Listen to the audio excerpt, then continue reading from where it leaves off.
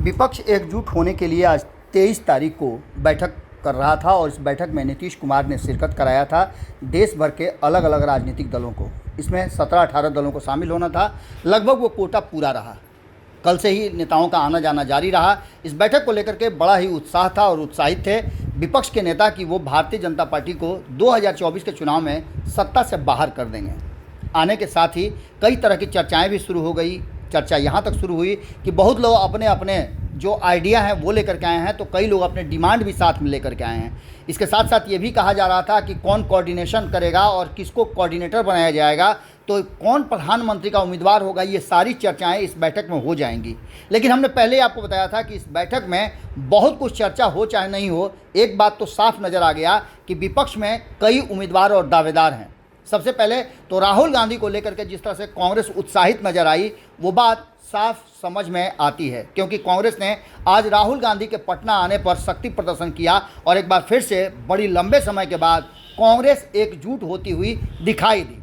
इतना ही नहीं, आपको बता दें कि ये भी साफ नज़र आया कि कौन नीतीश कुमार के साथ है तो कौन लालू प्रसाद के साथ है। लालू प्रसाद का एजेंडा क्या है और नीतीश कुमार आगे क्या करेंगे, किस तरह की रणनीति करेंगे, इस बात पर भी अब चर्चा शुरू हो गई है। आपको बता दें कि जो इसमें शामिल होने के लिए आए थे उनमें से कई नेता मीटिंग बीच छोड़ करके ही चलते बने। आपको बता दें कि इसको लेकर के अब चाहे जितनी भी बातें की जा रही हो, चाहे जितना भी इमरजेंसी हो, लेकिन एक बात तो तय है कि 3 बार मीटिंग कैंसिल करने के बाद जब 23 तारीख को सभी नेता एकजुट होकर के और एक साथ बैठ करके ये फैसला करने के लिए बैठे थे, ये निर्णय करना था कि आगे 2024 के चुनाव में किस तरह से भारतीय जनता पार्टी को मात दिया जाएगा, कैसे उन्हें सत्ता से बेदखल किया जाएगा, सत्ता पर जाने से रोका जाएगा।